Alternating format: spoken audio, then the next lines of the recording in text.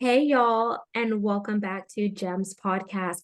For those of you that are new to the community, I am Miss Genesis Amaris Kemp. And for those seasoned listeners, thank you so much for listening to another segment. With me today is Alison Bladh, and I'm going to tell you a little bit more who Alison is, and then we're going to dive into our conversation.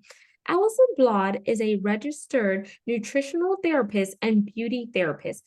Alison has worked in the health and wellness industry for over 30 years, specializing in menopausal women's health. She now runs her own online clinic helping women worldwide manage the negative symptoms of menopause. Her mission is to support her clients with bespoke changes to diet, health, and lifestyle so they can harness their hormones and get their confidence and sparkle back. She believes that all women, no matter what age, deserve to reclaim their health and feel great. Life is too short to suffer symptoms that hold you back. Every woman has the right to feel and look amazing in midlife. She supports time poor, busy midlife women who are stressed, depressed, gain weight, and have lost their confidence, amongst other things. That's not good, y'all.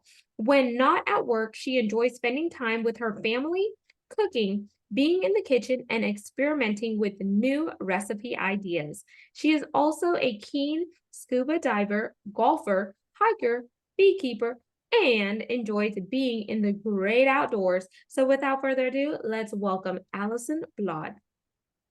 Oh, thank you for that lovely introduction, Genesis. It's so wonderful to be on your podcast today. So thank you. My pleasure, Alison. So, I want to allow you to connect with the audience in a fun and personal way. So, we're going to jump into the connection segment. And in this segment, there are two options you can choose from, either a rapid fire 10-question game or an icebreaker. What are you in the mood for? Well, I think I would have to go for the rapid fire 10 questions, please. Okay, here we go. It's rapid. We're playing rapid fire with Allison and Genesis. Do do do do do do. Question number one. What is one word to describe you? Adventurous. Question two. What was one thing that you wish you could change about yourself, if any?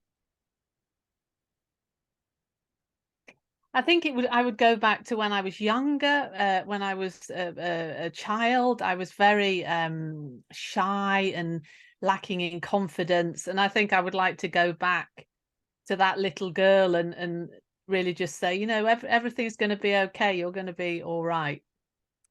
Question three. If you could have lunch or dinner with any person, past or present, who would it be?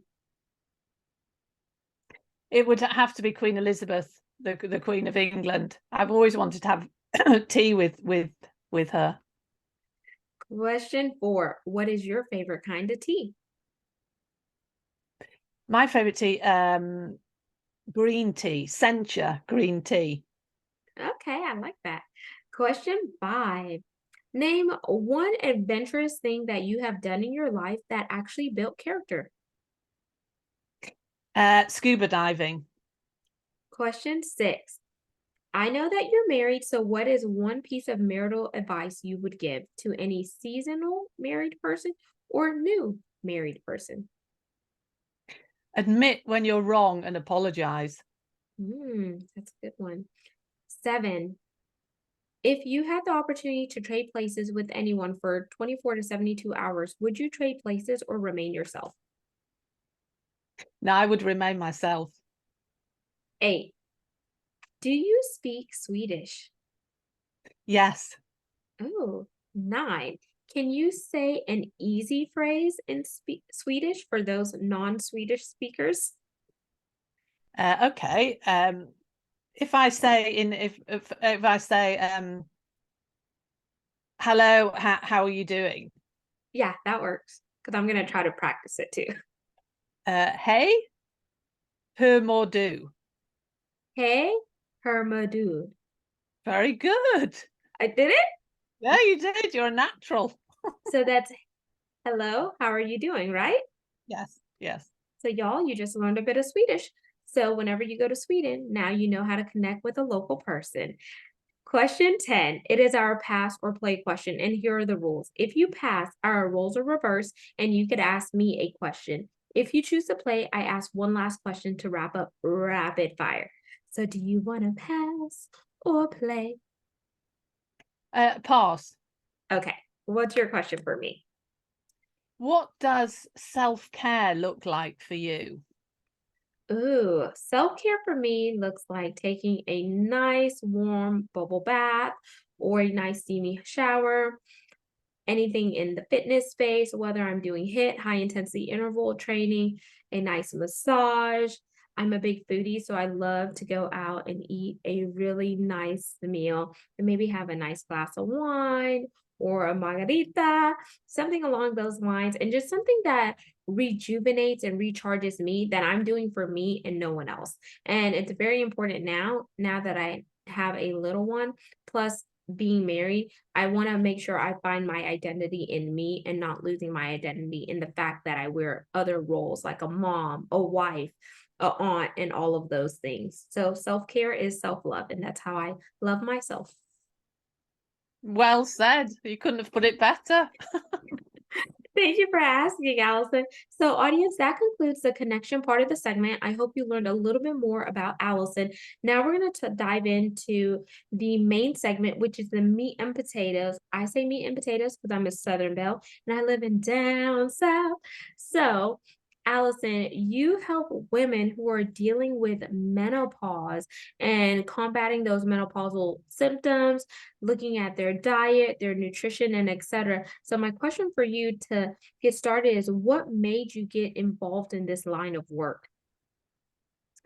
Yes. Well, what happened, very long story short, when I was a teenager, I suffered from very bad skin. So I had very bad acne. And that, it's hard enough being a teenager anyway, isn't it, without having, skin problems. So I became very interested in hormones and skin health because I really started to research and try to find out what was going on because I didn't want to take medications. So my research into hormones started my fascination off with hormones and how the effects that they have on the body. So when I first started my career, I actually trained to be an esthetician. So I worked because of the hormone interest. I attracted clients that were having hormonal issues, and that really is your perimenopausal, menopausal, postmenopausal ladies, because you can develop acne at that age as well. Very soon came to realize that it's not just enough working from the outside, you really have to work from the inside. So that's when I went back to university and studied to be a nutritional therapist. And also seeing, I think in my, family members, the female members of my family, when they got to the perimenopausal, the mid 40s, they really were suffering. And there was no support. It's something that we don't talk about enough. So that really, I made it my mission that, all women globally that are going through menopause should have the support and the knowledge so they can thrive through this time in their lives. And thank you for sharing that. So it sounds like something that you were passionate about, you felt a need for it, and then you made it your life's mission and purpose because you didn't want any other women out there to suffer and go through something as gruesome as this can be, because it could also cause a woman to look at themselves differently and not really love herself based on what her body is going through and the changes. Would you say I summarized that correctly, Yeah. Allison? Perfectly. I mean, it's what we have to remember is it's a totally natural process. It shouldn't be looked upon as so negatively, because every single woman in the world will go through menopause. So you summed it up perfectly. Absolutely. So I want to give some definitions and context around the word perimenopausal, postmenopausal, and hormones as a whole. So let's start with hormones as a whole because I know, like for me, I'll be frank here. So I'm still breastfeeding and pumping, and I'm 8 months in, and there are hormonal changes that I've went through during pregnancy and now after pregnancy, and it hasn't quite balanced out. And some of those hormonal changes could be masked as some of the changes that women who are dealing with menopause face, but I'm not, physically, I'm not in that space yet, but there are some women who do have menopause early on than, life's projections and etc. So let's start with some definitions here, just so we could give the context to the audience. So can you break down hormones, perimenopausal, postmenopausal, just so whenever we talk about it, the audience can track with us? Yes, of course. The menopause transition, as it is also called, consists of perimenopause, menopause, and postmenopause. And perimenopause is really the lead up to menopause, and this starts around, on average, the age of 45. But just as you said, Genesis, it can actually start earlier, and 1 in 100 women will actually experience menopause before the age of 40. And we can find that women experience or go into menopause due to maybe medication, to treatments due to hysterectomy. Some cancer therapies can make you go into the menopause early. But a natural menopause starts roughly around the age of 45. Perimenopause is the stage where things start to become unbalanced. So you have your progesterone and you have your estrogen, and women have testosterone as well. Testosterone tends to gradually, as we age, decline just naturally. In perimenopause, estrogen levels and progesterone levels can be, it's a bit like a roller coaster. They can be all over the place. Exactly, yeah, really up and down. And these can, because of all these fluctuations, this can trigger off your classic menopausal symptoms, like hot flashes, weight gain, night sweats, insomnia, itchy skin. I mean, the list goes on. There's over 40 different menopausal symptoms. So perimenopause is mood swings, anxiety. 1 minute you're crying, the next minute you're hysterically happy. Everything's very unstable. I like to liken estrogen as the diva and progesterone as the calming best friend. Because what happens in perimenopause, estrogen can be very high. It can become quite dominant, and progesterone is low. So it's really kind of the diva gets a bit overexcited, and the calming best friend isn't there to say, everything's going to be okay. Just calm down. So that's perimenopause. And then what happens in menopause? Menopause actually is the phase where you haven't had a menstruation for a year. So you haven't had a period for a year. And then you are actually in what we call menopause. All the time after that, you're in postmenopause. So really, when you think about it, menopause is actually only really 1 day. It's just the day after the year that you haven't had a period. And then postmenopause is the rest of your life. And we're living a lot longer, and that can be 30 plus years. In postmenopause, your hormone levels have declined considerably. So you don't produce estrogen from your ovaries anymore. Your body is very clever. Your adrenal glands, which sit on top of your kidneys, they will produce a small amount of estrogen just to really keep things ticking over, and progesterone as well.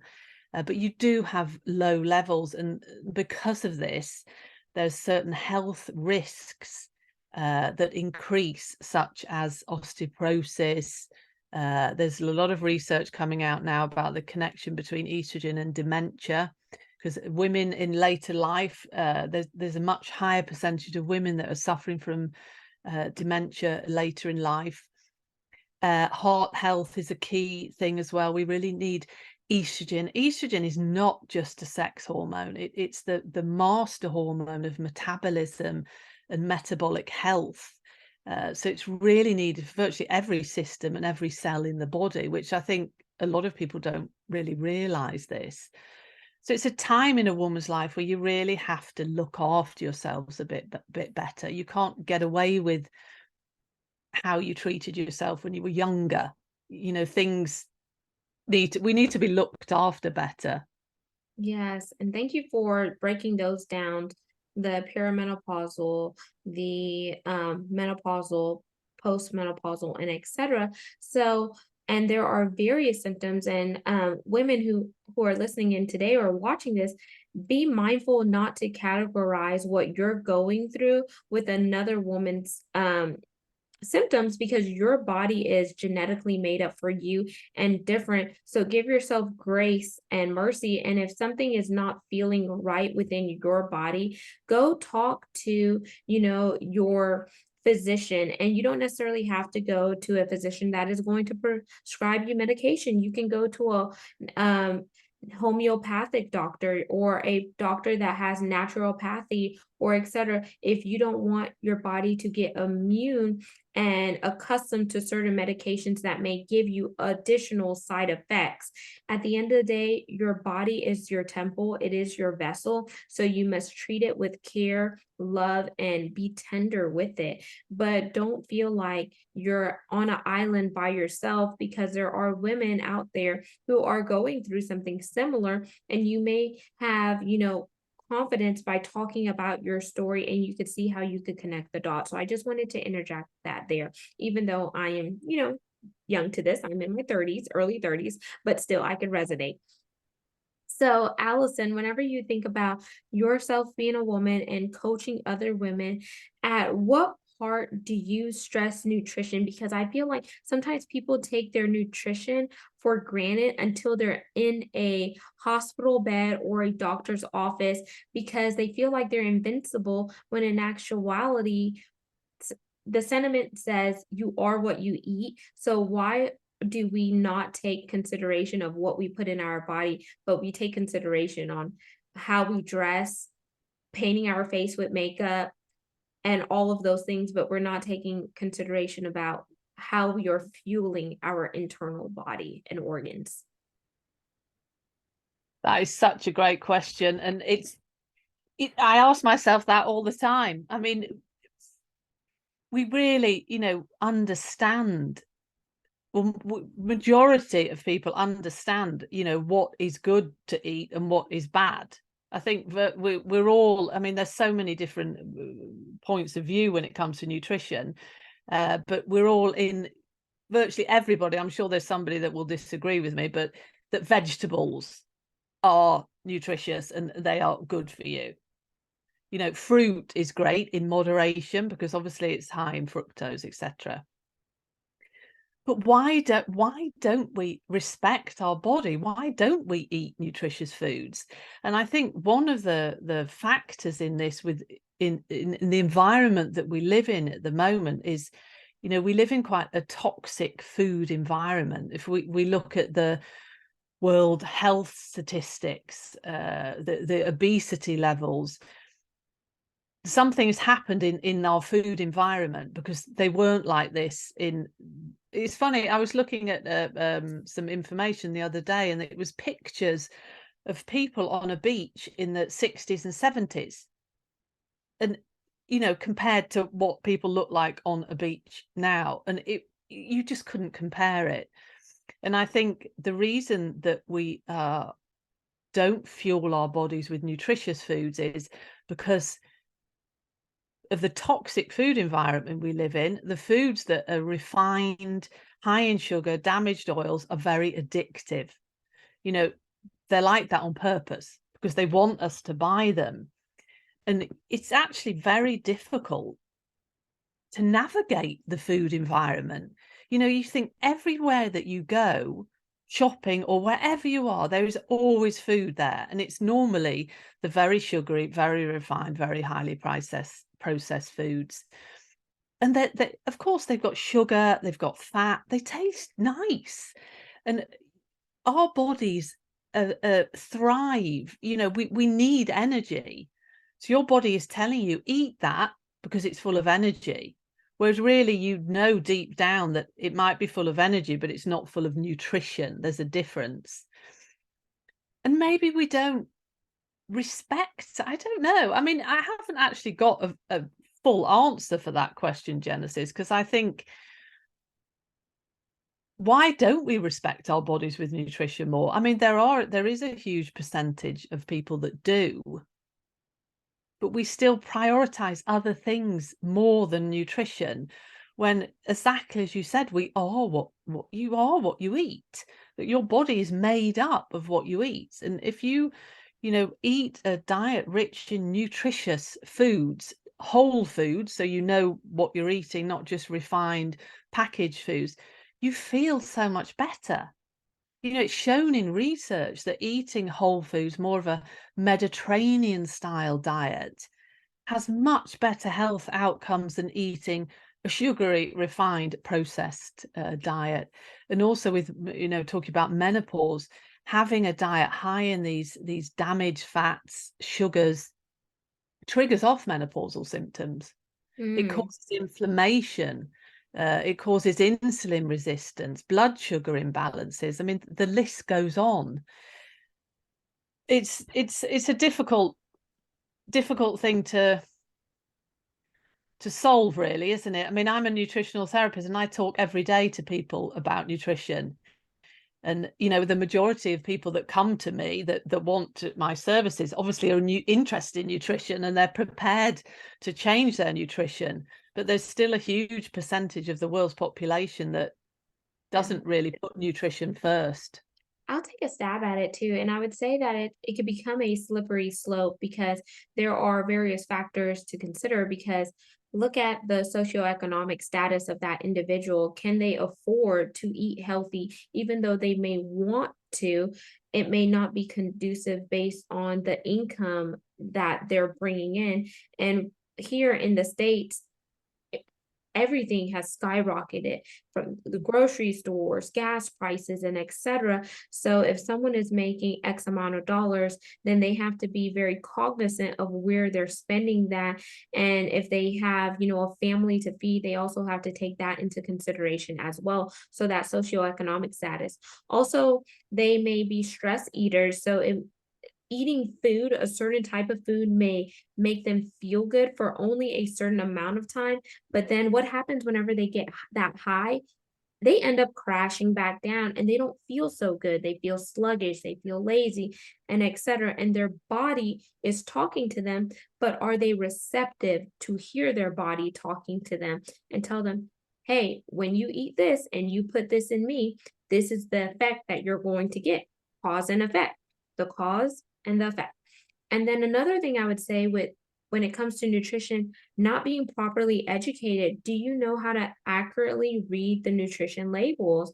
Do you know what the ingredients are in there? Because some of the words are so big. And I remember when I was in college back in the day, they said if the word is really big and you can't pronounce it and you don't know what it is, 9 out of 10 times, don't put it in your body because it's not good for you, or it's going to be something that is addictive. And you could almost say, not, no pun intended here, the real war on drugs could be the food industry because of what they're putting out, because everything is mass produced because of the population. They're trying to get more out, plentiful, and etc. But if we go back to primitive days, how people used to eat a long time ago, you see how healthy those individuals are, and you look at their lifespan.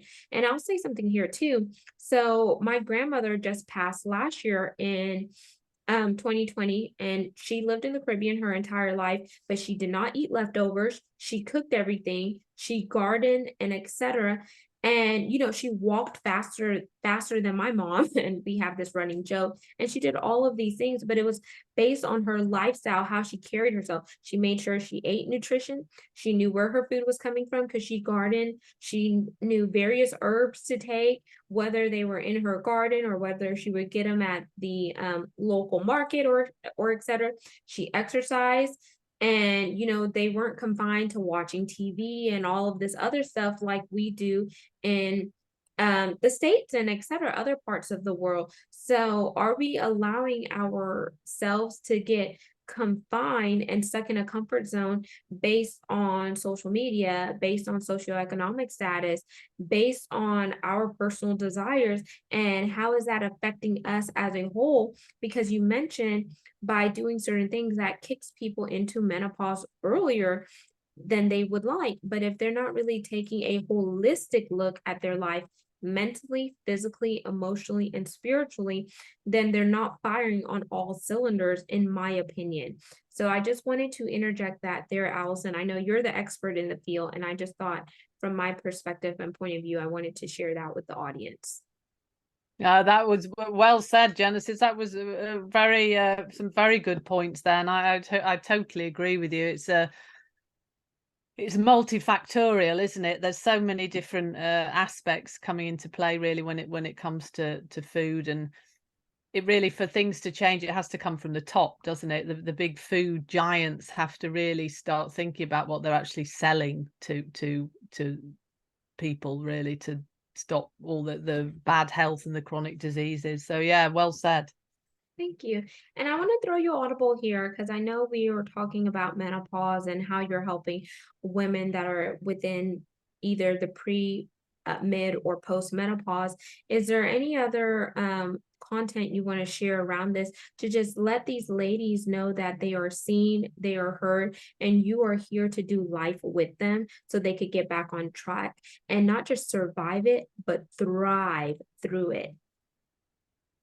Yeah, the thing I think with when it comes to perimenopause and menopause, the first thing that I would like to say is, knowledge is power. And the more that we understand as women, and when we come into perimenopause and you understand, okay, I'm having these symptoms, this could be perimenopause, because so many ladies that I work with, they haven't actually really thought, or maybe it's the fact that they don't want to admit that they're in perimenopause. Um, you know, knowledge, understanding that the hot flashes are to do with my hormone levels, and it's okay, that's fine. It's kind of accepting it and then asking for help. I think I don't know what it's like in the States, but in Europe at the moment we're going through a bit of a menopause revolution, because a lot of celebrities came out on and did documentaries talking about their menopausal journey, etc. And it's really brought it to the forefront. So everybody's talking about the menopause, which is great, because you can see women that maybe weren't getting the help before, or maybe didn't have the confidence to ask for help, are getting help. So support, asking for help is a key thing.